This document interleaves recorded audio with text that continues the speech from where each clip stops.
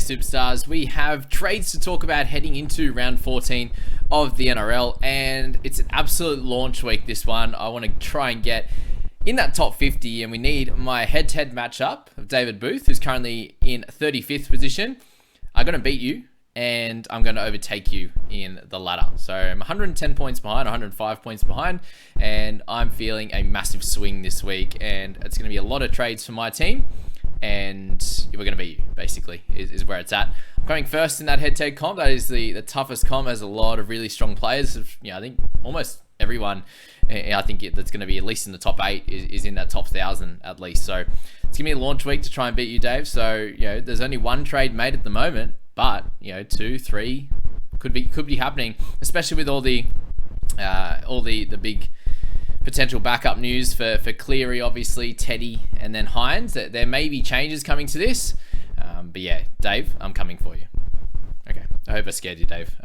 For everyone else, this is the trade that I'm doing, and it actually is just one. And you'll see the great man Damien Cook actually coming in. It's a very interesting week. So Jack Bird is the man to come out. Obviously, he's at 688 at 55 in the bank, and allowed me to go up to Dylan Edwards was the option in wing fullback, but I do have a fair bit of coverage there with Billy Smith in the centres and Teddy at wing fullback. He's going to go, I think, in round 16, but for right now, these next 2 weeks, I would like his scoring, potentially if, obviously with their matchups over the next few weeks, I think they're going to have to do pretty well, and Teddy will have to kind of do really well there. Why I end up landing on Cook was the fact that, Turpin could have been my trading this week, and there was some definite thoughts on Ali Katoa coming in for Bird and then going Tommy Talau up to Jake Turpin. And that would be 2 trades and leave me with 9. And I just felt that, if I could just make the one straight trade for Damien Cook, who obviously has 3 buys remaining, which I don't like at all, but he has the perfect coverage with Robson. So Robson being out next week, I'm going to need a hooker. That's where Turpin was coming in. So Cook would obviously be a great scorer for both of those weeks, 14, 15 next week. He does have a buy in 16, but that's when Robson returns. And then in round 19, when Robson has a buy, that's when Cook will play for me. Cook will be out in 20, but we can make our decision if we still need him or whatever from there.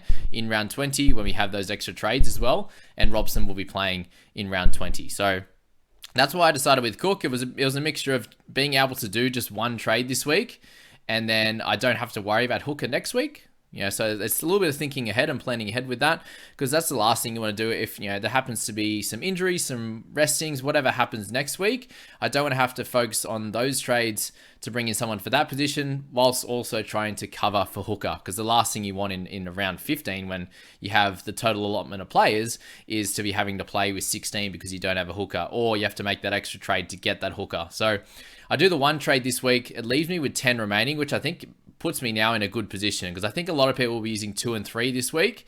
More people using sort of the 2, I'd say, to make sure they have a decent 17, and that probably puts them down either into my range, because I feel like I use a fair few trades, especially over the last sort of month or so. It either gets them even with me or puts a fair few people with less trades than me, which is going to allow me in round 16, potentially next week, make a trade or 2. Round 16, be able to get a couple in. I think next week's going to be like a Fainu week or something like that. One of our cheap guys, and that'll actually work out well. I think I'll be able to go Talau to Fainu next week, most likely. That'll be cool. We can make decisions on Lukey if we want to next week, with him having their bye. I have Robson, Lukey, and Drinkwater. So am I going to want to have those 3 plus Talau, not being an option as a playable option anyway? So that puts me straight down to 17. And then if I have any injuries or guys, do I want to be playing all of the cheap guys in my squad, the Oluwapus, the Billy Smiths, all these type of guys? So it's just a bit of a thinking forward one that if I have to and need to or want to, use trades next week, and then in 16 as well, to get me down to sort of, use 2 a week for the next couple of weeks, gets me down to 6. After round 16, that would leave, 6 available for round 17, 18, 19. So 2 a week for those 3 weeks. Sounds pretty good to me. So one trade this week, I think that's the best option for scoring as well. If I brought in Katoa, he's likely not to be a keeper. If I bring in Turpin, I'm going to have to trade him out as well. So yes, the cash generation is going to be good. Turpin will score solidly, I think, around that 40 mark. But yeah, not going to work out perfectly for my side, and just the setup. And that's exactly what you're going to be looking for in your side, just making sure it's set up correctly to get yourself the maximum number of points, but also the correct amount of players in certain rounds, and then thinking of your trades as well. The clear other options, guys, Dylan Edwards was another one I was looking at, so bringing him down in the wing fullback position. But as I said, that would mean that I do have probably a little bit too much coverage in the wing fullback and centre position, so we decided to leave Dylan Edwards out. The next option was just that straight mid option, which allows me to get a Nat Butcher at the high.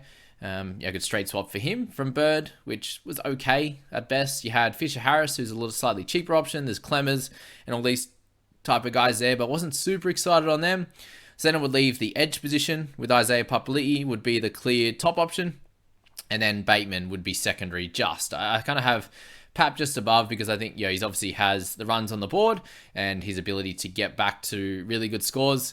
Again, clarification on my video yesterday with Scoop is that just with the higher break even and most of us having a couple of edges ready to go for round 16, you're gonna have to sell one of them to have Papali'i in there as a player, or you just have one of them on the bench, which you don't really want a 40 or a 50 on the bench with Lukey or Lioro, something like that. Or whatever mixture of plays you have with Preston. Just say you have Preston instead of Lioro and Lukey. Preston and Host, obviously you're going to trade Host out likely. But yeah, they're the things you need to think about. So I just didn't think it was a slam dunk. Obviously with him scoring so well for the Eels, they just haven't used him the same at the TIG. So that's kind of where I'm at. But he's still the best option in that edge position. For those that didn't catch what I was saying yesterday, I just wanted to play a little bit of devil's advocate with that one. But yeah, for me with that edge, I would then be trading out Lukey next week, I'd say, if I brought in Papali'i. Whereas Cook now just covers straight for the Robson, which is really cool. But yeah, 10 trades, 48 in the bank, ranked 100, 306 last week was really good. I think we can score really well. Hopefully we get backups from Teddy, Cleary, and Hines. Thankfully for me, I don't have any mid or edge covered this week with Hopgood on, in my emergencies not playing. So thankfully none of these guys have to back up and should all be fine heading into their matchup this week, which is ideal. I now have hooker cover, which I haven't had for many a week. A couple of weeks now, obviously, with Brandon Smith going down. No, it's only one. Oh, what am I talking about? 1 week without cover for hooker. I had no cover before I brought Brandon in. That's right. Hines is going to be captain, guys. I'm going to captain Horsburgh for tonight, just because he's the first game of the week, and we might not know about restings, etc., until a little bit later in the week. So make sure you lock in a vice that's early in the week, guys, that you know is going to play. And Horsburgh is that man for me. So that's where the squad's at. I'll try and loop between Oluwapu and Billy Smith. But unfortunately, they're both playing the same game. So I'm going to have to look at looping probably Nickel Klukstar is in the early game. Or, Bullet tonight could be a looper as well if you want to play any of those ones. And, make our decision from there. Put Teddy in there and kind of go from there with that one. If Teddy doesn't back up, I obviously have, Buller or Nickel Klukstar would be in the 5 and they just come straight in anyway. But Oluwapu and Smith both playing in the same game. I think I'd likely take Billy Smith in this one just because I think he has more upside than Oluwapu. Obviously, he has a 19 as a downside, but Oluwapu is about that 25 to sort of 35 at the moment, where Smith can go up to 60, but can also go down to 20. So that is my squad at the moment, guys. I hope that helped with your kind of strategy thinking, and let me know your thoughts on the trade-in for Cook. Obviously, the main issue is just the buy in 16, but I currently still have 10 players ready to go for round 16. I'll bring in another with Fainu next week. Will make me to 11, and that would mean I'm missing one mid and a fullback, I believe. Yeah, so I'd have Billy Smith and Manu in the centres, Drinkwater, Buller in the wing fullback position. But yeah, I think by 16 it's going to be Hines and Teddy are likely to go, so I'll have so much cash available to get whatever guns are available in 16. If they see the return of like a Ryan Madison or something like that would be exciting. But that's my team at the moment. Let's move to the People squad.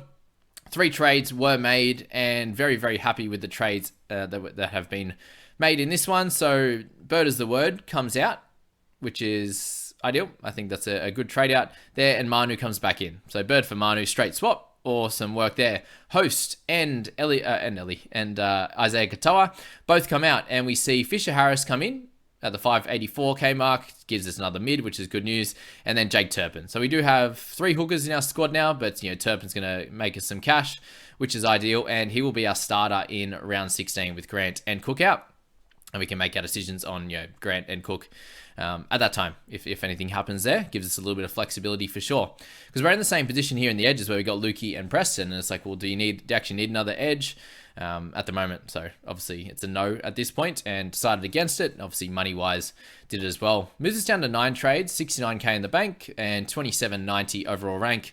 Looping between Nicarima, I think we'll go into the 5 position, given he has the earlier game. Smith and Olapu, same position as I was talking about with my squad, as to what to do with them, that's for sure. So, rest of the squad looking pretty good. Bullard, Drinkwater, Walsh. We're obviously banking on some non-resting, so Walshy, Haas. It sounds like they both are likely to play, apparently, according to a few tweets from guys at Broncos training. Haas was there. He was in a tracksuit top.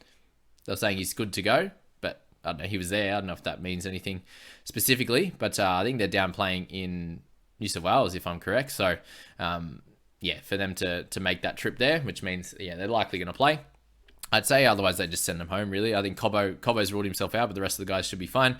We're obviously waiting on Grant to back up as well, and Cleary. So 4 guys we're looking at to back up and be ready to go. But the team looks pretty solid. I think we should be able to make some ranks this week, have a nice, strong 17, looping a couple of guys there. So that's where we're at in the People Squad, and I wish all of you the best of luck heading into round 14.